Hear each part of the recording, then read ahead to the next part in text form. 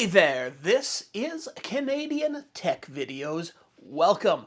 Today I am going to try and give a new lease of life to an old Mac Mini.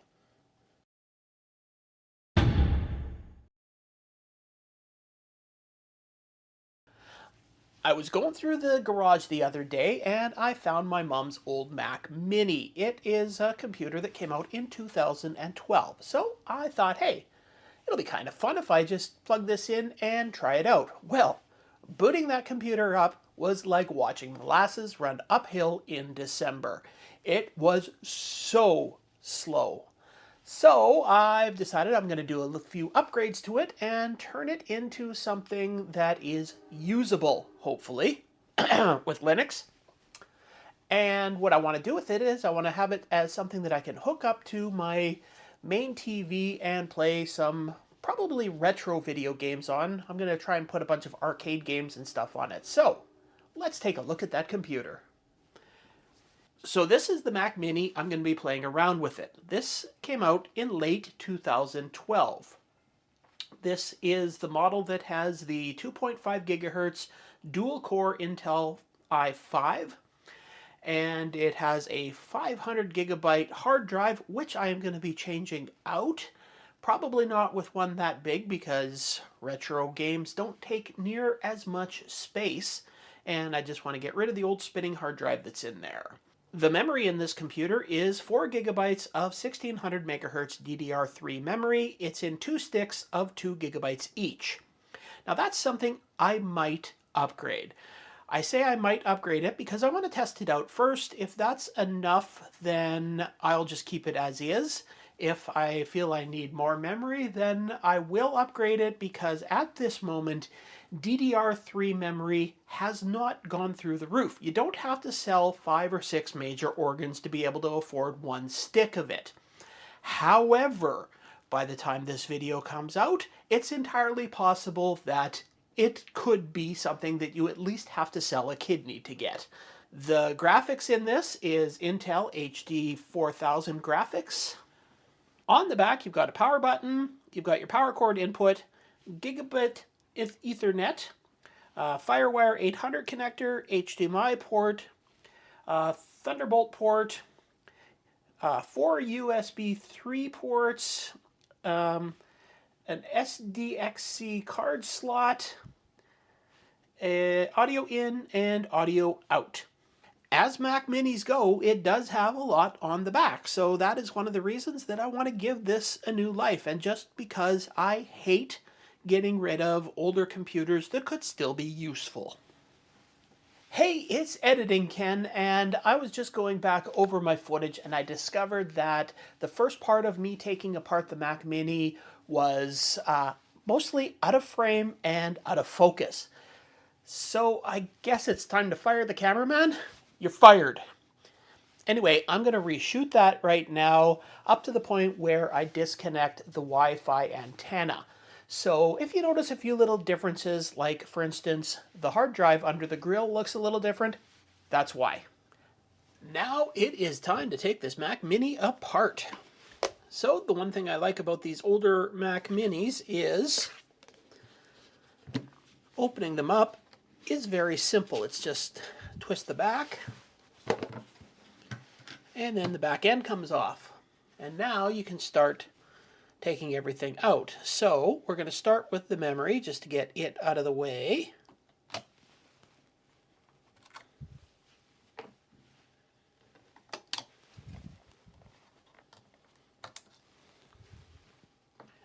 And then you're going to need 2 screwdriver heads for this. You're going to need a torque 6 and a torque 8.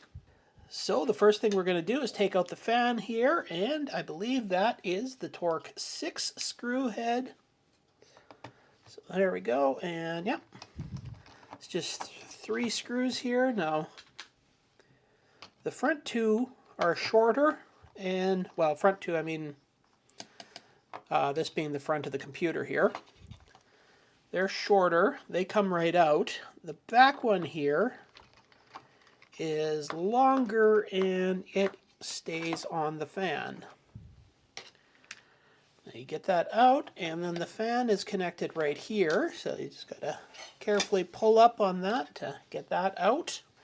So the next thing we have to do is take out this black piece right here, and that is again the Torx 6 screw held in by one screw back here.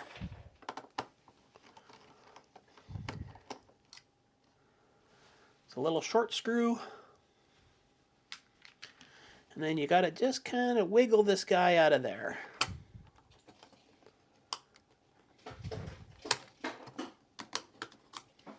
There we go.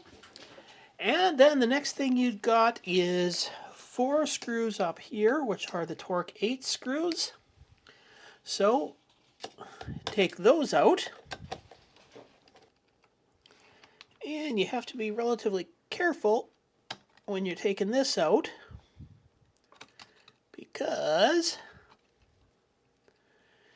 your Wi-Fi wire is connected there.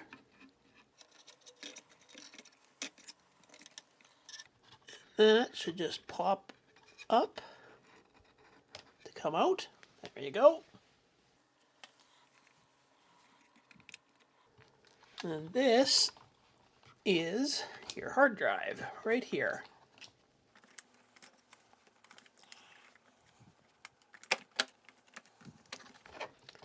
All of this fits in very tightly. So the hard drive came unplugged from right there. As you can see, it's just got a little adapter on it. All right, I got the end off of the adapter off of the hard drive. So, time to put it on my new hard drive.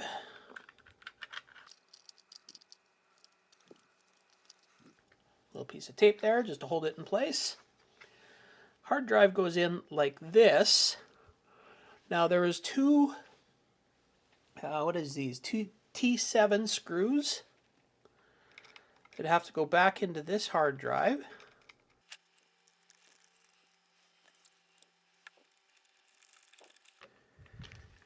Because these are what hold the hard drive in place.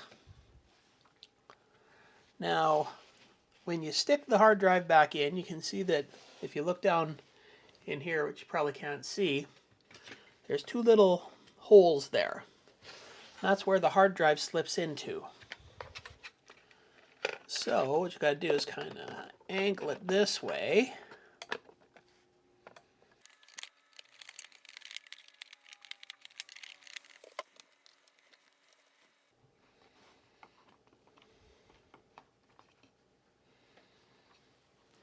Then this should just snap back into place there. Now that the new hard drive is in place and connected, just do everything in reverse to get it back into place, and be careful connecting all these little connectors. They can be a little bit tricky. All right, I have the Mac Mini all hooked up here. It is ready to go. I've got a USB stick in there. Now, I did a little bit of research on which Linux version I should use for this Mac Mini 2012, and it gave a few suggestions. Some I was very intrigued with, but the one that I decided to go with, which was one of the recommendations, is Linux Mint XFCE, just because Linux Mint is the distro that I know the best, so that if I run into any problems here, or I have to do any extra little things to get it working properly, then that is the distro I have the best chance of actually being able to do that on. So let's see if I run into any problems or not getting this on there. And here we go with the power button.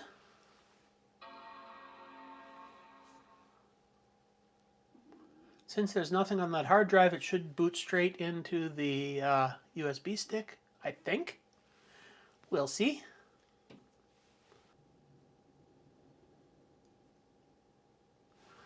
There we go. Okay, what do we want to do? We want to do a OEM install.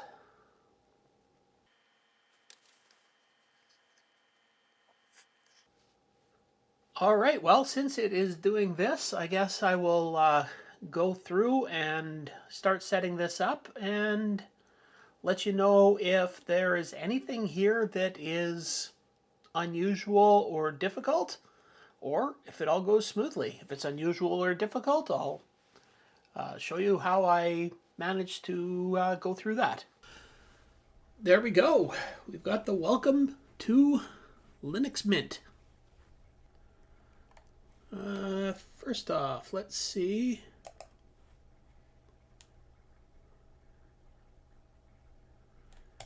Okay, it's not detecting the Wi-Fi. Now, I had read about this being a problem. And what I read is that on a Mac Mini, Linux may not initially install the needed Wi-Fi drivers. So, okay, I do. Okay, I know I'm offline, so I have to hard connect the Mac Mini.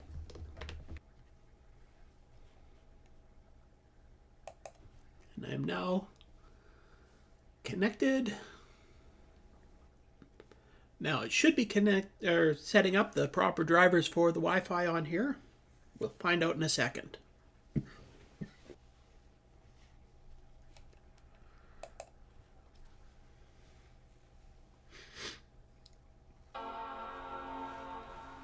All right, so now we will try disconnect the Ethernet.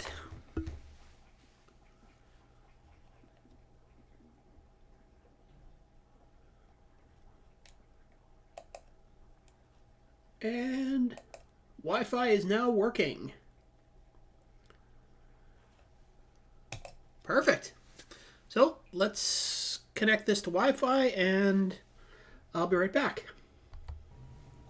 I've got the Wi-Fi working now and I have downloaded all of the updates. One of the things that I always forget to do right until usually a lot further into the installation of a new Linux distro than this is turning on the firewall.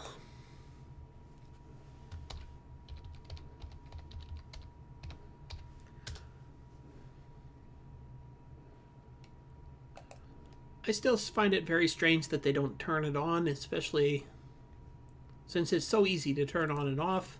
It would just be easier if they had it turned on, and if people didn't want it on, easier and safer. And if people didn't want it on, then they could just turn it off rather than the other way around. So I guess the first thing to do is see how well this is working over Wi-Fi. Let's go to YouTube.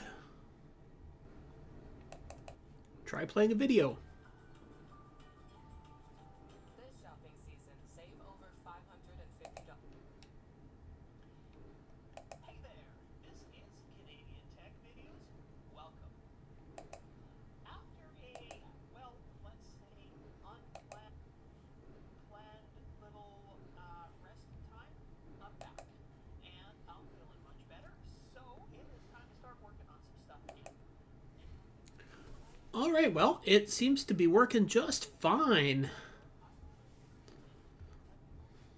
So now what I'm going to do is I am going to install RetroArch on here, because the number one thing that I want to be doing with this is playing old arcade games. I am, of course, going to put a few other things on there, maybe some Coleco games, Atari games, but mostly it's going to be for the arcade games. Now, I have done a video on my other channel where I installed RetroArch on a similar system to this. It was an old Lenovo computer. So if you want to check that out, I'll put a link in the description, and I'm going to do that and I'll be right back.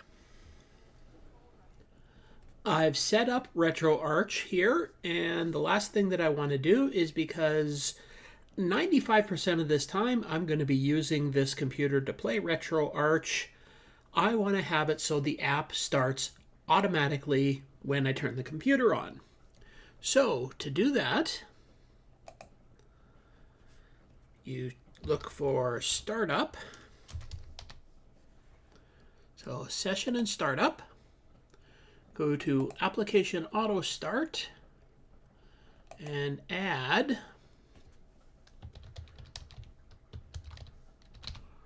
RetroArch, and you have to find the place to start it under the command here. You don't have to put anything in description. Now, you would think that you could just go to desktop and go to the file that's on the desktop that starts up RetroArch, and you think that would work, but no, it won't. I actually took a little while to figure that out. What you have to do is go in here, go to RetroArch, right-click it, edit application, and it gives you the command for how it launches the program. So you've got to copy that. And you got to put it in the command here. Oops. Get rid of the old one and paste. There we go. And now, let's see, close this, reopen it, and the RetroArch auto start should be there. RetroArch right there. It's checked. So now when I restart this computer, it should go straight into RetroArch.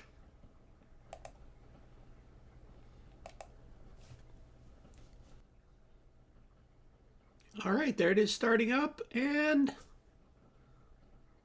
there we go, straight into RetroArch, and I'm ready to play some games.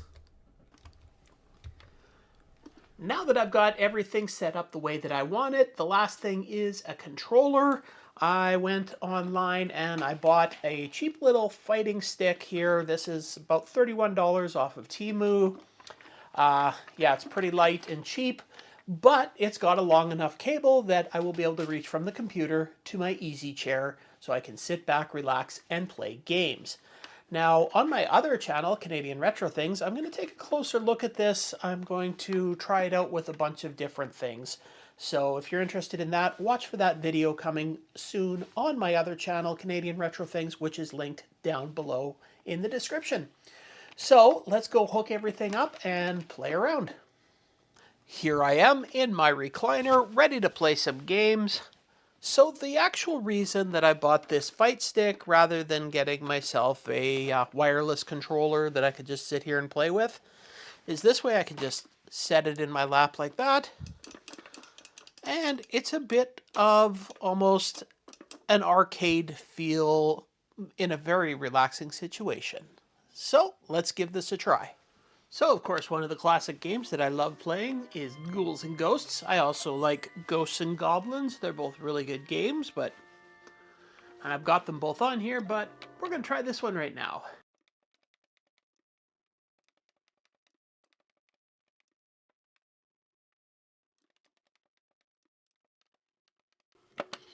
And, of course, one of the games I also really love playing is Elevator Action.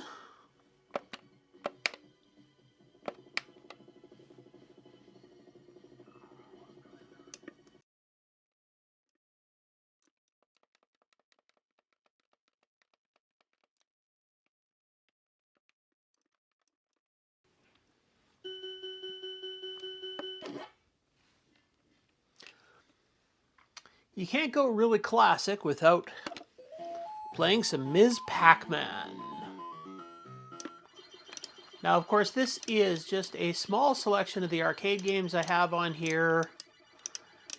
Many games that I will spend many hours enjoying. The Mac Mini is working great, better than I had hoped. Those old games look awesome on that TV. They look just like they were meant to, not played on some little CRT, but on a giant flat screen. Okay, well, they actually should be played on an old CRT if you really want authenticity, but Then again, you don't usually play games like that while you're sitting in an easy chair. So the other great thing about this is because it's got Linux Mint on it now, I can do a little bit of cruising the internet and watching YouTube videos and stuff, and just looking things up on the internet right from the comfort of my easy chair. I think I'm going to get one of those little tiny keyboards that you handheld ones, and then hook it up to this. Anyways, I'm happy with the result here. So I guess this is the part where I have to say thank you to the Patreons whose names are going by on the screen right now. If you're interested in supporting my channel, the link for my Patreon is down in the description. And don't forget that if you support this channel, you also support my Canadian Retro Things channel. There's also a link to that channel down in the description. So yeah, signing up for one price, you get 2 channels. All right, so there's nothing else left to say, but thanks for watching the video, liking, subscribing, commenting below, all the things that the YouTube algorithm loves, and I will see you in the next video.